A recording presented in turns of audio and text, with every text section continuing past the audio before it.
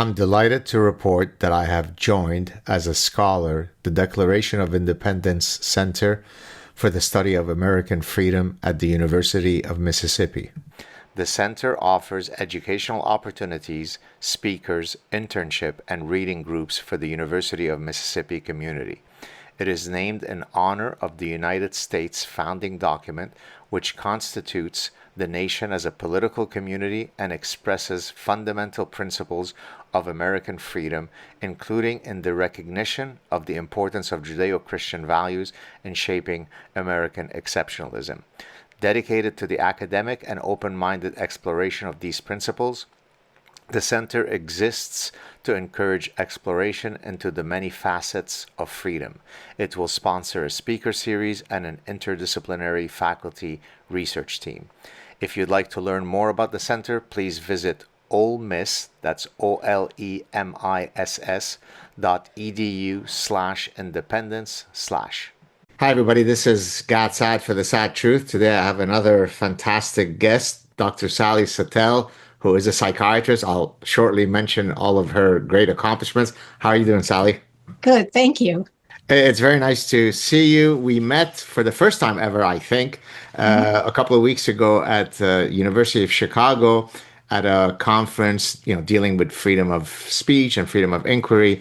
And so it was lovely to meet you there. Let me just mention all of your, not all of your accolades, a few of the important ones. So as I said, you're a psychiatrist. You're a lecturer at Yale School of Medicine, but I think much earlier in your career, you had been on a tenure track position as an assistant professor. You're a resident scholar at the American Enterprise Institute, director of a methadone clinic in DC. And some of your books include, a few of which I have right here. I think your first one, Drug Treatment, the Case for Coercion.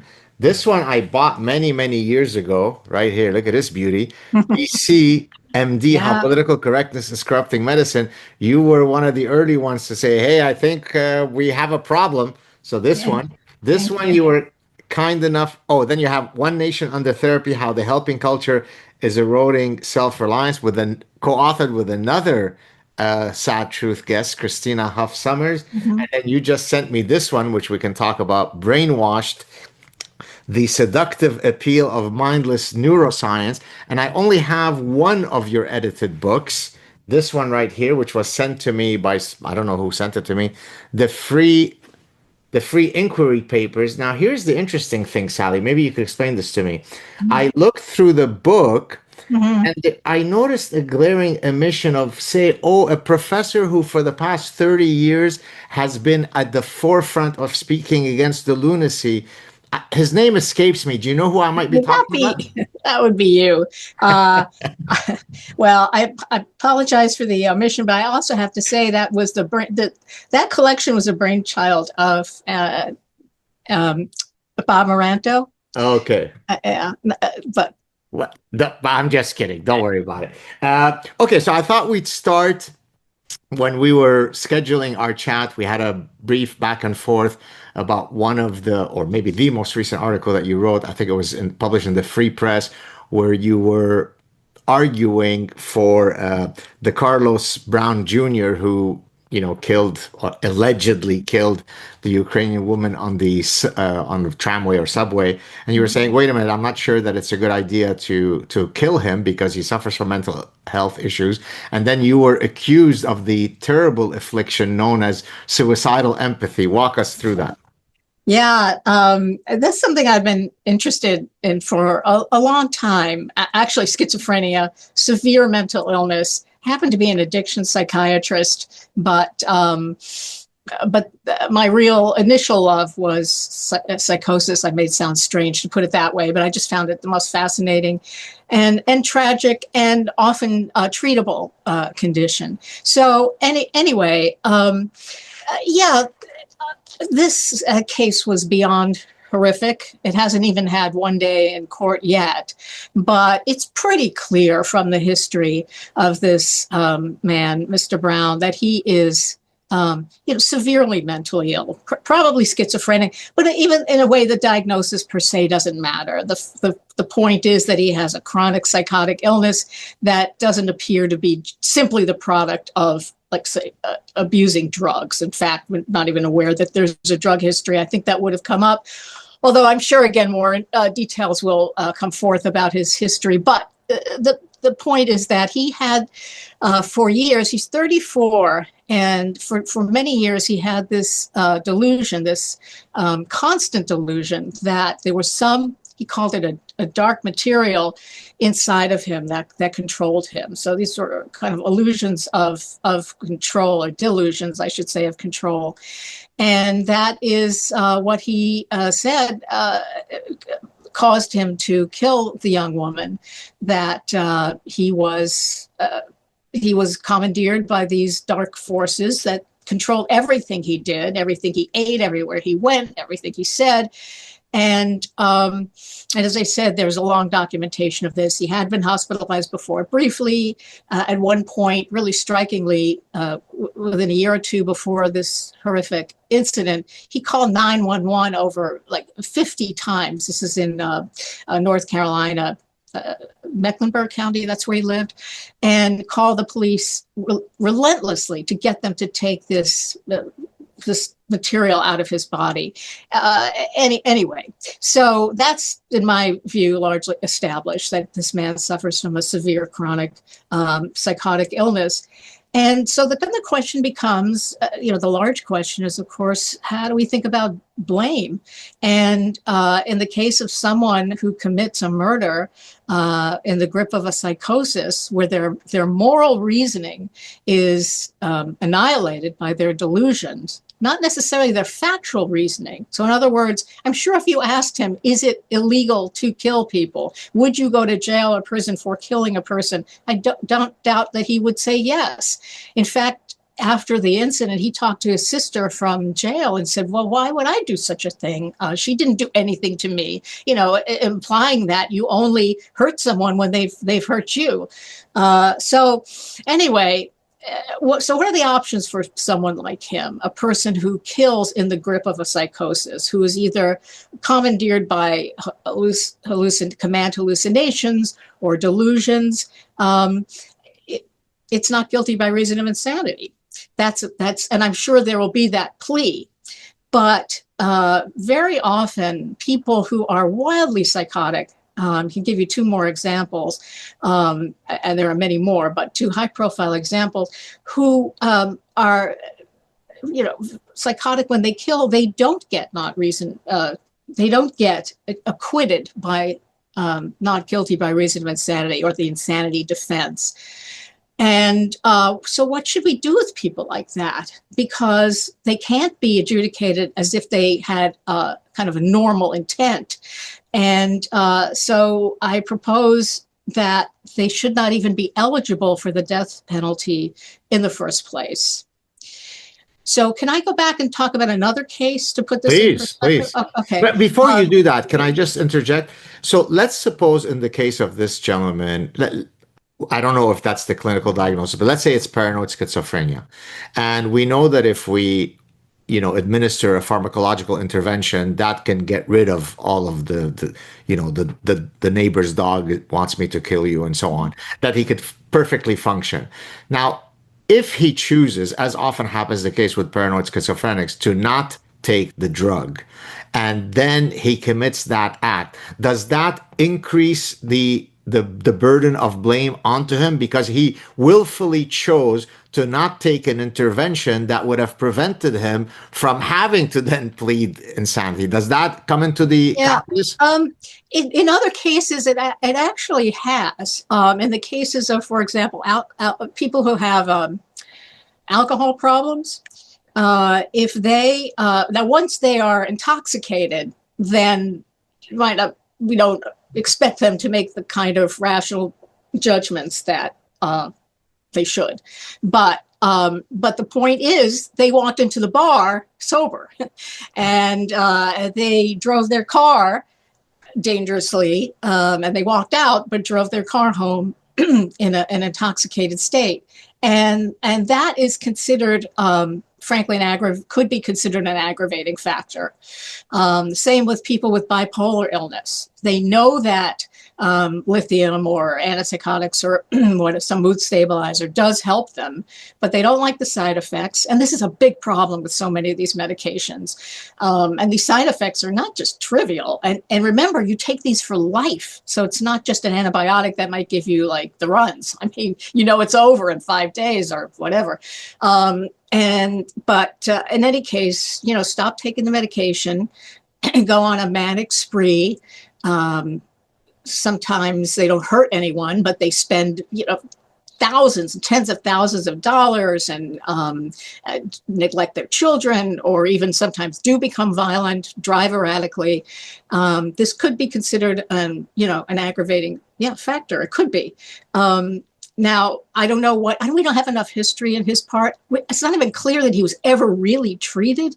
I think it's so common for people with severe mental illness to fall through the cracks. But remember, the point is, I'm not talking about not for a minute letting this man go, for heaven's sakes. We're talking about either a not guilty by reason of insanity plea, which he seems to be a good candidate for, in which case he would spend probably at least 2 decades in a psychiatric hospital. There are data suggesting that people who get incarcerated versus people with the same. Let me back up again. If you have a pool of people who are eligible for not guilty by reason of insanity, but some lose and some succeed, the people who have lost, assuming they don't get the death penalty, stay incarcerated for a shorter period than those who go to a psychiatric forensic facility. So this man is not getting out anytime soon. Got it. Or he would get life in prison. That would be the alternative under this plan of making people not eligible for the death penalty if they committed while they were psychotic. So in other words, they could get not guilty by reason of insanity, but if that doesn't work, then they would get life in prison, which you could argue is unfair in a sense, because they really were not guilty in the classic sense of, mens rea, having that guilty intent, but at least they don't get the death penalty. Well, just to remind you, you wanted to mention some other cases, so take it away. Yes, thank you. There's one that everyone is probably familiar with. Her name, the Andrea Yates case. Yes. This was a woman. She killed her 5 children, right? Is that the one? Yeah. In 2001, Houston, Texas, and she was highly religious to begin with, but the psychosis, which in her case was postpartum psychosis, because she had a little baby and she had developed, severe religious delusions. And she thought that her children were not developing properly, in that they were vulnerable to Satan, and that if she did not kill them, they would grow up to be morally disfigured and wreak horrible acts on society. So she thought to protect them, she would have to kill them, which she did systematically in the bathtub. It's another just nightmare story. And her first trial, she was actually convicted. This was Texas, which is notoriously harsh about these things. And also, I have to say, the insanity defense has usually, in most states, has what's called 2 prongs. The first is, does someone know what they're doing? And almost everyone knows what they're doing, unless they're delirious or demented. In other words, if I were strangling you, even if I were in the throes of psychosis, I know I was strangling a person, as opposed to, let's say a giant lemon. There was one case in Arizona where a young man thought he was actually killing an alien. So I guess he would fit that criteria. But the second prong is, they know what they're doing, but do they know what they're doing is wrong? And that wrongfulness concept is, it's hard to understand. Understandably, it's hard to make sense of, because, as I said before, Do they know it's wrong legally? Yes, she knew it was wrong. In fact, she called the police after she acted and expected to go to jail and prison or even to be executed. Now, in her case, there was an added benefit to that in her mind, which is that Satan would be killed along with her because he inhabited her. But in any case, but her moral reasoning was so deranged that she felt she was actually saving her children. Right. So she went to a forensic. So first she lost her first case, and but that was because one of the expert witnesses, a psychiatrist, actually had mistakenly said that there was a Law and Order episode of a woman who faked a psychosis to kill her children. And it turned out he was an advisor to that show. So he probably kind of had a false memory almost, that it happened, or he had thought about having an episode like suggesting it to them. In any case, she had a retrial, and his mistake was made known. And so then she went to a forensic hospital, stayed for, it's 2025, right? She's been there, I think, 24 years, and she doesn't want to leave. And which is interesting and so sad. I don't know why, but you can imagine things like she feels she deserves this. She's afraid of how society will respond to her. In any case, so the point is, these people aren't going anywhere, and I feel that is so important to make clear. Got it. Can I Yes. move to just psychiatry in general? So let me give you a bit of a personal story. So at one point when I was trying to decide what I would study, I was very much interested in, so I had done a undergraduate degree, very technical mathematics, computer science, and now I have to kind of decide what's my next step. And for a short period of time, I was interested in maybe going into psychiatry, so going to medical school and so on. Several things dissuaded me, and I discussed this in one of my books. One was that I felt that I didn't have the right personality to be able to actually probably not commit suicide after a few years of hearing about children being abused by their uncle and neighbor, that I would probably care too much.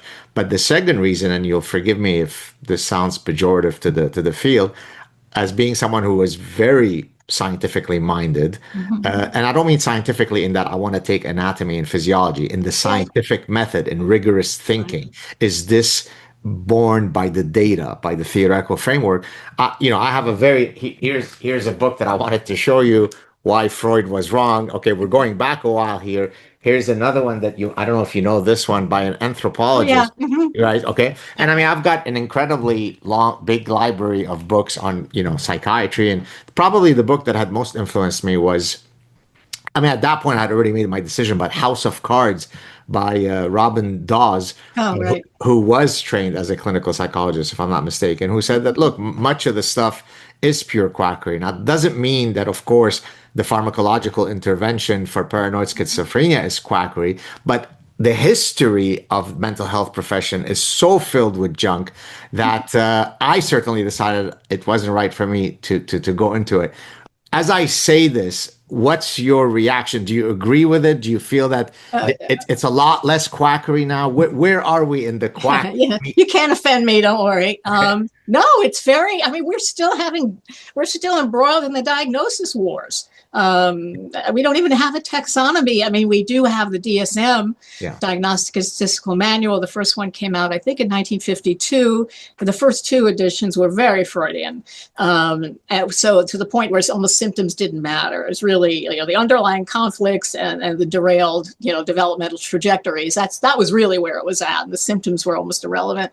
And then in DSM-3, it became more scientific. And I with all due respect to Robert Spitzer, who the late Bob Spitzer, who devoted his life to the manual, in a sense, and to diagnosis. It did become a lot better. And when it became much better, it was reliability, not validity, but reliability. So if two people looked at the DSM and then interviewed a patient, the odds were good that they both come up with the same diagnosis. Right.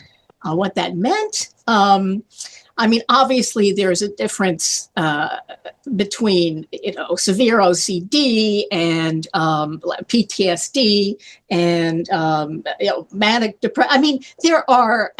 There clearly are differences in symptoms that you would, group as tending to occur together. But there's so much overlap. There's so much comorbidity. People who have one diagnosis will have another. The medications are unlike the classic case of infectious disease, where they take a swab or a sputum sample or a urine sample, and then they culture the bug, and then they know the sensitivity of the antibiotic, and that kind of thing. We treat mainly, not true of all the diagnoses, but we treat mainly by symptom. If you're depressed, if that depression happens in the context of PTSD, in the context of drug addiction, in the context of, I'm blocking now, anxiety, we'll use it. So no, it's very, very, I guess, sloppy in a sense, but everyone knows it. I give my profession credit for knowing being honest about it. Yeah. Yeah, so, and trying to fix it. But so does that, having said that, your daily sort of purpose and meaning can go in either direction. On the one hand, it could validate that, I'm speaking as you as a psychiatrist, I am dealing with the most complicated organ or machine known in the universe. And so it is expected that I have a much harder job because I'm not an orthopedic surgeon who just has to fix the ruptured Achilles tendon. On the other hand, the orthopedic surgeon walks into that intervention, the tendon is fixed, they walk away feeling like they helped. Whereas you could be intervening with someone for 3 years, never fully knowing how well spent that time was. So where do you fall on this? Are you walking? Yeah, go ahead. No, I think you do have a sense of where you've fallen. You don't have a good sense of certainly what the pathophysiology is. For heaven's sakes, there are over 100 genes involved with schizophrenia. And even then, so many of these conditions have enormous relation to the context in which the person lives. So that's what you often work on. You try to get the medication as well honed as you can, minimize side effects because you want the patient to take it. But then so much of the effort really is on the environment the person is living in, and trying to get a sense of what kind of life they want given the limitations, and helping them socialize. So you can tell if someone has a happier life, a better life, a more content life. And that's we have a different measurement. Now we could certainly measure symptoms, of course, or, how are your hallucinations? This is always found interesting to me when people were, started on, let's say they have a very dense hallucination that they're like Jesus Christ. And we'd have people in the VA fight over it. Well, no, I'm Jesus, but that's where I did my more general psychiatry. But as the medication will start to work, the delusion becomes weaker. So first it's, I am Jesus Christ.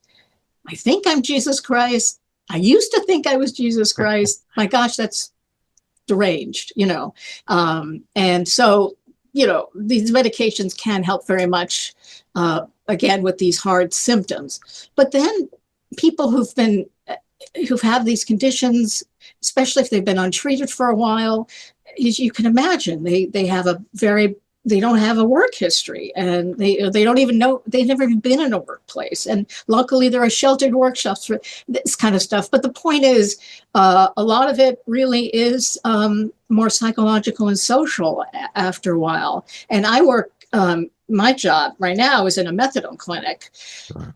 So methadone is great. I still think it's the best, anti-addiction medication for opioids. It's the only thing it works for. But it's really something to help a person stand still. It's really, its purpose is to help control the withdrawal symptoms and to help control the craving.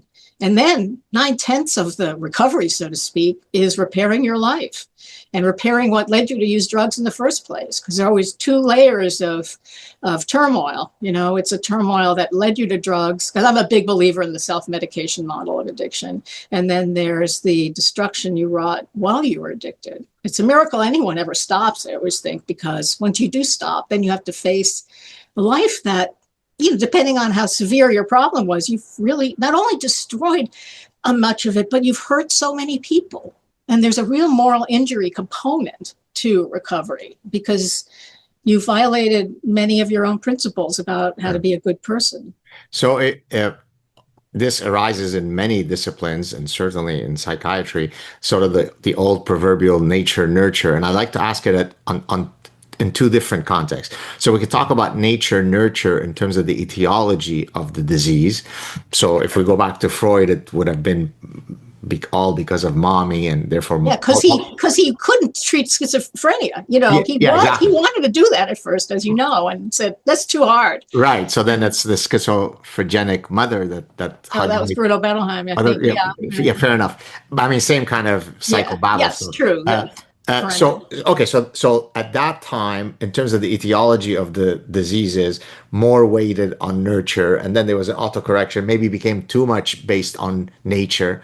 That's one level. The other level is in terms of the nature versus nurture of the therapeutic modality. So now that I come to you as your patient, you're the psychiatrist. If I were Freud, I'm all basing it on talk therapy and let's discuss what mom did when you were 3 or whatever it was, the Oedipal complex or whatever. And now we're very quick to give the drug. So where are we in that whole debate? If you were to assign 100 points to the nature versus nurture, where are we right now?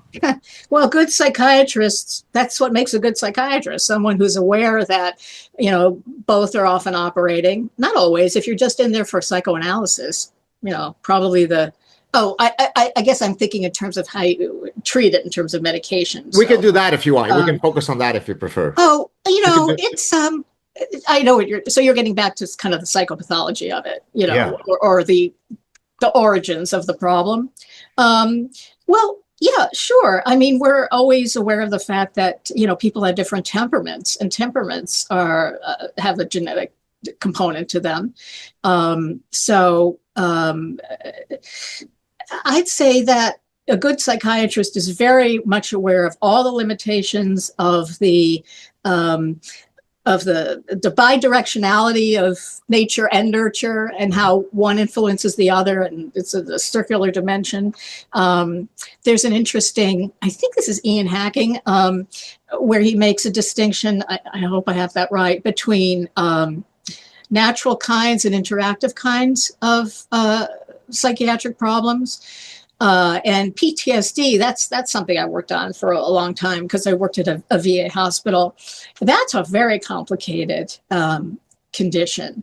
So, just as a paradigm for considering, these dimensions. So what's the core of PTSD? It's a fear reaction that hasn't extinguished after the stimulus has gone away. I mean, it's the essence of PTSD. How many? I could be wrong. Probably if you were someone born with a highly sensitized arousal system, it's possible that you could have chronic PTSD for forever. I mean, somehow between cognitive behavioral therapy and medication, you'll still always be, highly sensitized, very hypervigilant, highly reactive to things that go on. In most cases, I think that is kind of short-lived and could be very short-lived because we have really good cognitive behavioral work for that, and also some medication. Like you were in a car accident, heaven forbid, and now you're afraid to drive. Understandably, anytime you kind of hear traffic going by, you get very anxious. But there are desensitization kinds of things. The PTSD of war or of situations where you have to be the actor are very complicated. It's the classic survivor guilt. I don't know if that term's still used anymore, but I think the meaning is still highly relevant. The moral injury that I mentioned before, heaven forbid you kill a kid, unintentionally. I mean, but it happens. These kinds of things they torture people, and often in wartime there's a sense of, at least this was very true in Vietnam, which was the era of the veterans that I was treating when I was there, a real sense of disillusionment and betrayal. Why did I sacrifice so much for a war that was, whatever. And towards the end of the war, as you may know, there was a very bad morale. A lot of the senior people, and I mean on the ground, forget in Washington, were just not doing a good job. They weren't watching out for their troops. They may have gotten wrapped up in some sadistic acts themselves. I mean, it's just the whole situation, of course, is perverse as can be when it brings out in people. But this is what you're dealing with. This is what you're dealing with. You're not just dealing with a fear response that didn't, where you didn't re-equilibrate once you came back home. And on top of it, I know the VA and the Department of Defense are much more attuned to this now, but at the time there was very weak transition. When you you flew home 24 hours, you're in the jungle, and honestly, 28 hours later, you are home for some of these guys. And that is just the most existential whiplash you can imagine. You need decompression. You need to be with the other guys in your troop, and there needs to be a real focus on this reintegration. And there wasn't. And for a lot of people, that was just, they basically never regained their civilian footing. Now, I'm committing a little bit of what's called the clinician's illusion, where you extrapolate too much from the people you see in a clinic to the people in the world. Most veterans came back and they adjusted and they were fine. But we saw the people, who weren't. And so I guess that's my point. So that condition to some extent had a natural dimension to it, which is to say you put an organism with a central nervous system in a situation where they're, could be killed, and that really affects them, and sometimes in a prolonged way. But now you have all this elaborate and impactful social and psychological sequelae to it that will affect the course of that condition, because even the way you see it like a situation, certain situations, you can see it as a threat or a loss or a challenge, and even the way you psychologically approach these things has prognostic implications for the symptoms and the residual that you experience. Interesting. Have you been able to see in your career as a psychiatrist your ability to cope with the undoubtedly harsh realities that you have to face? Have you become thicker skinned? Has it, gnawed at you, and you go home now and you have to have 3 drinks to deal with what you just saw? Tell us about the trajectory of your own psychological health being a psychiatrist for so many years. Well, I'll tell you, ever since I left, you mentioned I was on the tenure track. I haven't heard that phrase in so long. Yeah, I was. I did my residency there, and then I was on the faculty for 5 years, and then I did a health policy fellowship that was in Washington, D.C., and then I never went back. So I haven't been working with psychotic people. If I were, I always found these patients, I always found their situation very poignant and very tragic. And in some cases, they're very kind of childlike in some ways. And that would really affect me. If I were still seeing that patient population, I don't know. I'm sure I would have built up better resistances. Now the patients I see, I mean, I can be philosophically, I feel bad. I mean, so many of them have had, these are inner city folks, This is Washington, D.C. Actually, the majority of the actual age, the average age of a person in our methadone clinic is 57, and we have 7 people in their 70s, and that a number of people in their 70s who are getting methadone. How And long the trajectory of when they first became an addict would have been? How many years prior to seeing you? Is it 10 years, 20 years? yeah, that's a good question. It varies. Some like I said, they haven't. It could be 20 years. And sometimes people, I mean, you don't hear this very often, but people can manage heroin addictions. Now we see fentanyl, that's a little different. But when heroin wasn't that strong, you could manage a heroin addiction for a long time. And Norman Zinberg has written a lot about this drug set and setting, and chippers, people who just they use, but they don't become addicted. And even if you are, this gets into the whole question of what is addiction. But if you're, let's say, using heroin substitute, oxycodone,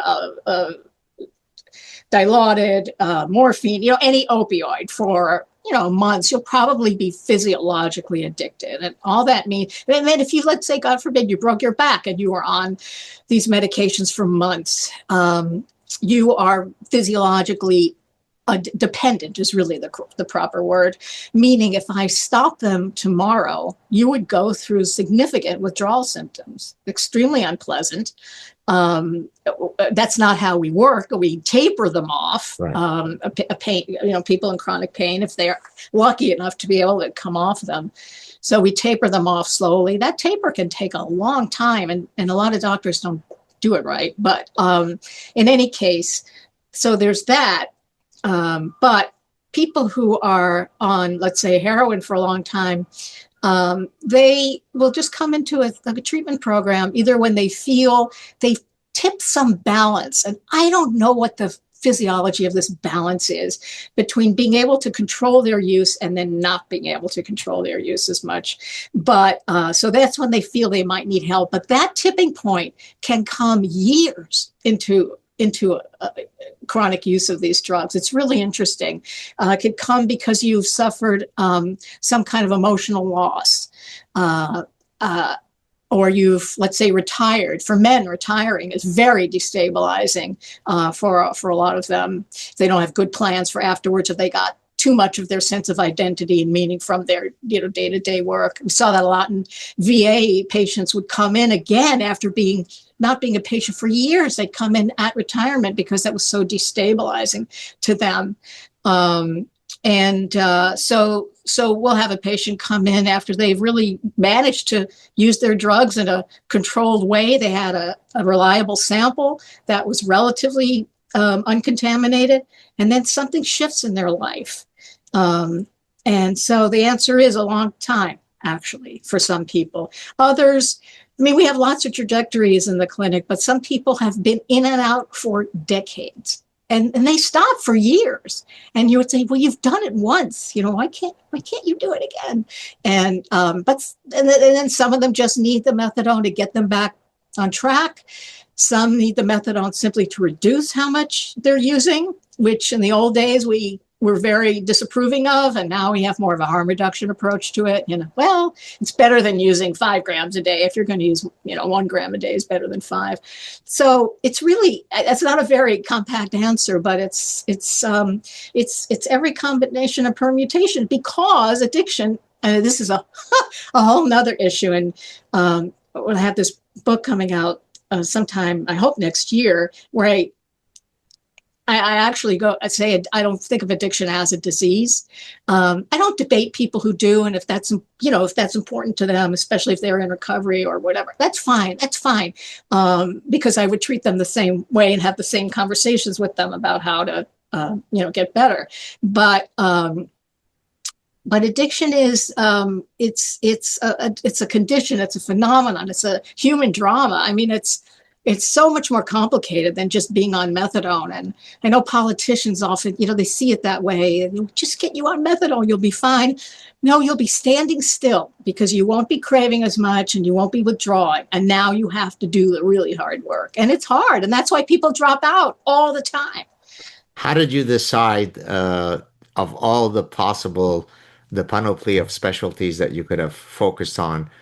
Walk us through why it was psychiatry and not radiology or oncology or one of the endless. And I asked this from the following perspective. My original training was in psychology of decision making. Specifically, what I studied in my doctoral dissertation is when have we acquired enough information to stop and make a choice. So those are called stopping decisions. And so I looked at the cognitive mechanisms that lead to a stopping decision. So you're finishing your, your MD degree. Now there is 40 specialties. Walk us through why it's psychiatry, not anything else. Yeah, actually, in my case, I finished college and then I went to grad school in evolutionary biology at the University of Chicago. Oh, so that's why I loved being back in Hyde Park when we were there. And your goal was to hopefully become an evolutionist academic. It was, although I went with way too much Darwinian romance. I mean, by the time I was there, it was starting to get extreme. I was going to talk to you soon, so get ready. I'm going to talk to you about Darwinian psychiatry shortly, but go ahead. Okay. So you wanted to go into evolutionary biology, but yeah. And then while I was there, my first 6 months in the department, which I absolutely loved. I loved being there. I developed, I got ill and I developed an inflammatory condition, and the classic treatment for it is high dose steroids. Prednisone. I'm sure you've heard of it. Yeah. So the real answer to your question is why psychiatry? I went to medical school to be a psychiatrist. I didn't decide to become a psychiatrist. And I went because that medication, I was one of the lucky ones, although it's not that uncommon. I wasn't a psychotic break, but I got very, very, very depressed on steroids. I mean, like, immobilized, depressed, and it was high dose. It's not that common, but it's not unheard of at all to have what we call mental status changes. I also, years later, when I had to be on a much shorter course of it, got kind of manic. So in any case, so I was just profoundly depressed. And you hear this kind of thing sometimes among really depressed people. They would have killed themselves, but they didn't have the energy to do it. Wow. Which is why starting people on antidepressants can be very tricky, because sometimes they become more activated before they become less depressed. So if you get your energy back, but you're still hopeless and miserable, the odds of committing suicide are higher, actually. But in any case, and I slept all day and I cried the rest of it. And I thought I should kill myself. And then I told this to the doctor who was giving me the steroids about 3 weeks into it. He said, "Oh my God, that's the steroids."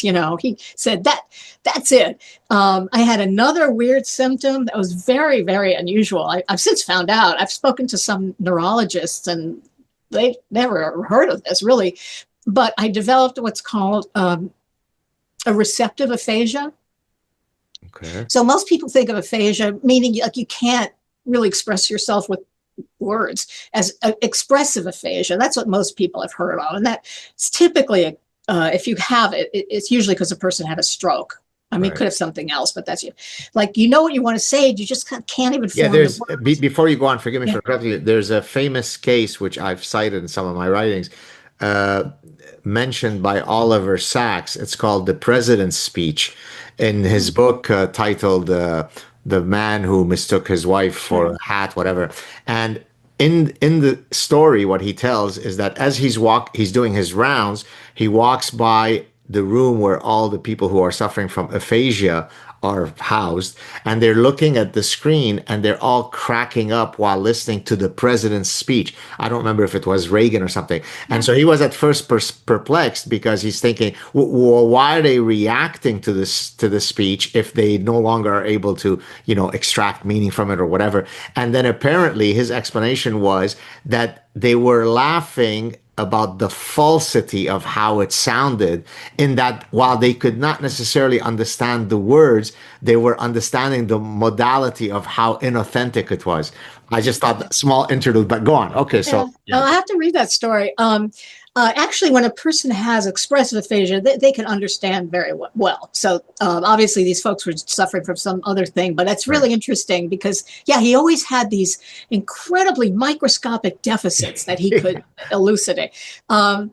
And so, but I had receptive aphasia, which meant I didn't understand what you were saying to me. I kind of didn't But understand. meaning what? Like if I'm talking to you now, you see my mouth moving. Yeah, You I can't can't. process what I'm saying. Not really. And I know that I can't even kind of recreate it to explain to you how it worked, how it felt. But I just know, I mean, people would say something and I go, what? And then I remember reading the newspaper and there was an ad for floor coverings. And there was, so it said carpets, carpets reduce carpet. I thought, why would anyone need a pet in a car? I just weird stuff like that. But it was all the steroids, thank God. And then, as you know, anyone who had to take them for at least 2 weeks, you have to taper steroids off. You can't just stop them or you get adrenal failure. So, so that took another 4 to 5 weeks. So by the time the whole thing was over, I'd basically been nuts, for 6 weeks. And I remember thinking that, how lucky I was that it was due to some exogenous influence. The drug was gone and I was back to my old self. But there are people who have these experiences and it's kind of their own neurochemistry revolting on them. And they never know when it could come back or even if it could be treated. And I just thought, that's what a horrible, horrible thing. And so that was my motivation for going into psychiatry. Very interesting. Okay, well, now, as promised, you gave me the segue. Are you at all, Sally, familiar with the field of Darwinian psychiatry? I don't mean to put you on the spot. You are? A bit. No, I mean, like Randy Nessa, Yeah. Oh, okay. He's a good friend of mine. He's been on the show twice. But I don't know as much as you do, I'm sure. So, but from whatever you do know, because I mean, sure, you may not be an expert in, evolutionary theory as applied to psychiatry, you do know the landscape of how often psychiatrists may or may not be informed via the evolutionary lens. Now, I'm expecting you to say that very few are informed from the evolution via the evolutionary lens. And if that's true, why would it be the case that as you're training as a psychiatrist, you never study the ultimate causation that might result in the mental breaks that we see? Well, first off, a lot of these people who've been pre-med, when I was in college, I went to Cornell. It must have been the most competitive school. You know that I went to Cornell too. No. Yeah, MS, PhD, Cornell. Go ahead. It was wildly competitive. I wasn't even pre-med then. I didn't want to go to, and I just remember thinking, thank God I'm not pre-med. So part of it is who comes to medical school or who at one time, at least, they are very, focused on, organic chemistry and biology and microbiology and all this. So these were people who didn't even think about those things, I'm sure. And then, okay, so I'll say something that's probably going to make your head explode, which is not that you've done that to me, but maybe you will in a moment. I'm not sure. I'm not sure sometimes how much it helps. It would change what we would do. Like, let's say you take anxiety is like the classic, right? Isn't that the most paradigmatic case of So because the idea is that when you go for anxiety related phobias, the typical structure of that content of that phobia is stemming from an evolutionary signature. Right. People are not coming to see you because they're afraid of moving cars, but because they're afraid of spiders, which would have been something that we face in our evolutionary past. Is that where you're going with this? Oh no, I was just going with the idea that being vigilant is just Oh, yes, of course. obviously good for survival, and then you can get in situations where people's vigilance is just too, Hyperactive. yeah, it's dysfunctional. What's the harmful dysfunction? Yeah, well, Big I mean, feels harmful. I actually use exactly that framework. If you remember, I mentioned it briefly at the University of Chicago talk. I use the example of how OCD is a maladaptive firing of an otherwise adaptive process, scanning That's right? And then right. I So apply that's the how I same. think about. Okay, I see. But so what you're saying is that from your perspective, while yes, it's great in terms of the explanatory richness of understanding the etiology Mhm. of mental health disorders, pragmatically, it's not changing my intervention modalities as a psychiatrist. That's what you're saying. Yeah, yeah. Now, if I'd be very open to hearing how it would change, it could change it, improve it, But that's my answer. It's like, yeah, it's fascinating. And I was just listening to someone talk about depression and how maybe that, well, again, we say depression. Depression is a very, it's a heterogeneous state. But in any case, or maybe a state of withdrawal, that may be an important adaptation for somehow recharging or making yourself less conspicuous if somehow being more noticeable would be harmful, would get you rejected from the group or somehow attacked or whatever. But it wouldn't change how I treat someone who's depressed. Well, I'm trying, as you were saying, I was trying to rise up to your challenge of having an example where the therapeutic approach might be different. I'm Mm-hmm. not sure if I have one, but what I could certainly tell you is, and again, that may speak exactly to your point that the fact that I explain it via an evolutionary lens doesn't mean that I might change how I treat it. Take, for example, anorexia nervosa. Mm-hmm. And I discussed this in some of my earlier books. The evolutionary argument is actually quite distinct from uh, some of the sort of social constructivist arguments, which typically go as follows.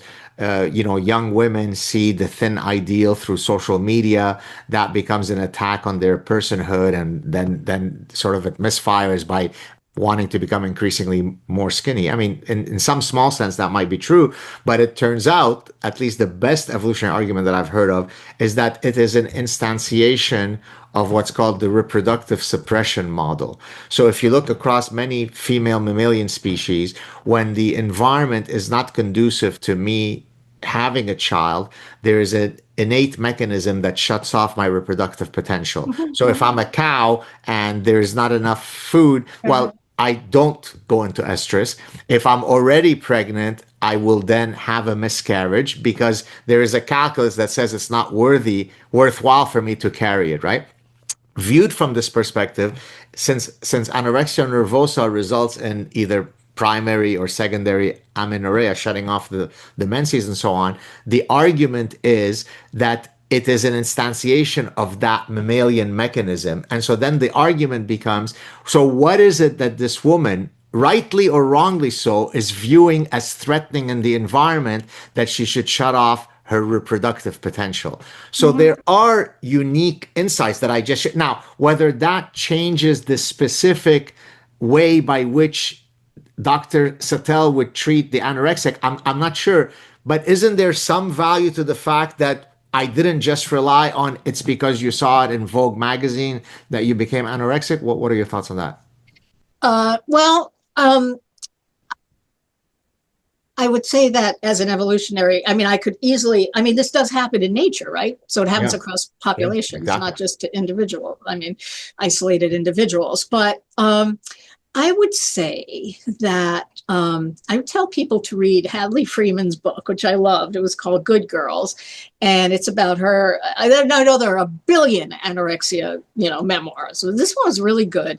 And so, what was her reason? What was her attribution? Because that's what you're going to get from a Yeah. human being, a meaning-making creature. It's why the hell is this happening to me, or why am I doing it? And her explanation, in some ways, has maybe some relationship to your theory, because she said, not so much, this had nothing to do with conserving resources, of course, but it had to do with the fact that she was very reluctant to become a woman, very reluctant to leave childhood and take on the the burdens of adulthood and reproduct. Now she's doing great. She has 3 kids. She's a journalist. But that was her rationale, which at least relates to some extent to the reproductive dimension of what you were saying. Exactly.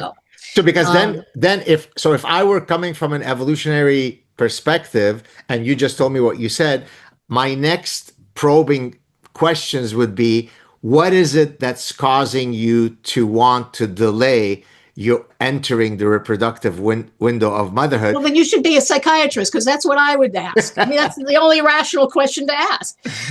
Exactly. And with all due respect to Darwin, that's what you would do anyway. So. Okay, so I haven't converted you into becoming a Darwinian psychiatrist. I think it's interesting, but so that's why it doesn't get taught. I guess that's why. Although I wouldn't be surprised if I'm sure Randy, has some sessions, with some of the residents. I do, Arizona. By the way, not that we need to stay on the point, but I would be able to answer with a readily deployable answer how the therapeutic thing would be different, but not in psychiatry. Do you want to hear it? Oh, sure. Okay. So pregnancy sickness is something, of course, that is universally true, happens to women from every culture throughout all eras. If you are studying pregnancy sickness from a proximate perspective, there's an endless number of proximate causes. How does fluctuations of my hormones affect the severity of my pregnancy sickness? Okay, that's approximate. It's a how what. The ultimate explanation is that pregnancy sickness very, very predictably and reliably happens at an exact moment during the first trimester where organogenesis is happening, right? And I don't want to be exposed to teratogen. Exactly. Therefore, I develop all the food aversions and food attractions that solve that problem. And if that were not to be solved by that, then the ultimate insurance policy is to expel it, and therefore all of those symptoms. Now, here comes the therapeutic part that you were asking for. When I go see my OBGYN, because I can't stand those symptoms, he or she will give me a pill that assuages those symptoms. That is the perfectly incorrect thing to do from an evolutionary perspective, because the more pregnancy symptoms you have, the better your trajectory during childbirth, including reducing the likelihood of having miscarriage. So those ugly symptoms are actually adaptive. So yes, I may take that pill that assuages the symptoms so that I can go do the exam tomorrow, because otherwise I don't want to be running and throwing up every second. But from an evolutionary perspective, I shouldn't do that. So there is an example of a different therapeutic approach that is armed by evolutionary theory. What's your thinking on that, Dr. Satel? Well, I don't quite get how just because you control symptoms doesn't mean you control the underlying physiology of the reaction, so to speak. So maybe it's not interfering with these better outcomes. Maybe not have. All right. Well, we will have some enough more to study. We could. I mean, you get that past an IRB. Good luck. But yeah. So wait, I don't know if we have to. I know you usually chat for about an hour. Yeah. We could go a few more minutes if you want. I do because I never really went full circle on the very first question you asked me. Which one? About the not guilty by reason of insanity. Oh, yeah. Let's go back to that. Sure. So, right. The reason I emailed you is because I know that's controversial. But first off, the death penalty is controversial. I'm not against the death penalty. Right. I'm not going to go to the mat for it. But I think there are people for whom it was made, like Timothy McVeigh. Yeah. And I actually think this is probably also, somewhat one could debate, but an expression of how much we do value life. But in any case, if we abolish the death penalty tomorrow, that would be fine. However, and I knew that this idea of maybe not allowing this gentleman to be eligible for the death penalty as a separate problem, some people would disagree with. But I was just unprepared for the vitriol with which folks disagreed, and how they. That just really surprised me. So. Yeah, but so I wonder if this is in part due to this. I'm gonna plug it's not, this is not my study, but there was a few years ago a study looking at the extent to which medical specialists were woke as a function of which specialty they're in. And I actually discussed the study in the parasitic mind. And it turns out, so some of the least woke, specialists would be urology, orthopedic surgery, these kinds of guys. The three most woke disciplines were pediatrics, psychiatry, and infectious disease. And I've got, although I don't think they had come up with an explanation for it, I think there are quite obvious reasons why one would think that those folks are more likely to be woke. So I'm guessing, and this is completely speculative, a lot of the people who threw vitriol at you saw psychiatrist Sally Satel. Mm-hmm. Therefore, you're a bleeding heart liberal. That's probably exactly what Saad is talking about with his suicidal empathy. That was some of it. Some of it was, another, crazed left-wing Jewish, of course, psychiatrist. There was some of that. And some of it also just had the quality of, he killed someone. How could you? And in this case, oh my God, it was almost just, it couldn't have been more, it couldn't have been more primed to just activate anyone's sense of justice. This, on one hand, this menacing looking individual, and on the other hand, this angel, I mean, my God, it was just a morality play, just staring at you. But they could not go that extra step to realize that, he's not your average, killer. The average killer knows what they deserve to be punished, most likely, unless, again, it's self-defense. But that wasn't his motive. His motive was deranged. And because of that, he can't be held responsible in the way we would hold an intentional killer responsible. We're not going to free him. Hopefully he can get, some treatment. He's not going to be freed. It's a horrible, tragic thing. But this, and I'm a retributivist a bit. I've got quite a streak of retributivism in me. But this is not the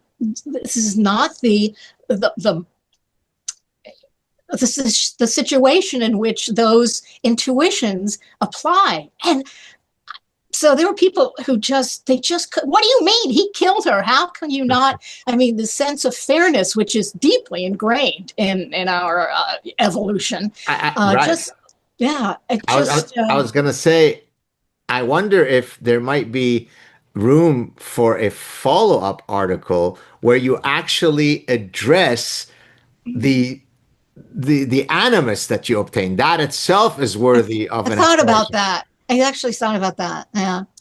Because, and maybe I'm silly, naive for being stunned, but also I mean, these are free press folks. You have to pay to get the free press. I think all these little barriers that would select for people who are kind of more thoughtful, fans of Barry Weiss, obviously. Listen, again, who carries on the most? It's a percentage. It's probably small, but it gives you the impression that it's a widespread. Did it upset you? I mean, did it? No, it didn't upset. My God, this is what we do. Is part of the job. But what upset me was how immune to an argument that these folks were, and again being folks who are fans of that outlet. I was just a little surprised. Got you. Well, let me put up the book. We didn't speak about brainwashed, which I sent you a couple of articles where of Yeah. mine where I did something similar to you, talking about sort of the limitations of all this brain imaging stuff. People go out. This book is now 2013, so it's a few years old, but it's Yeah. probably as But it time hasn't, I reread it to talk to you actually. And it's still, everything as is, exactly, yeah. exactly. So check out this book. Here's the other one I want to put up again. This is from 25 years ago. Yeah. But it's still also, It's still awesome. no, also not awesome, but you can say that if well, you want. both, But both. And the third one that I'm going to put up again, but that's a bit more of it's less likely to appeal to everybody. It's an edited book, a compendium of many people who are writing about sort of free inquiry issues. Check that out. Anything else you want to maybe promote before we wrap this up on a Shabbat evening?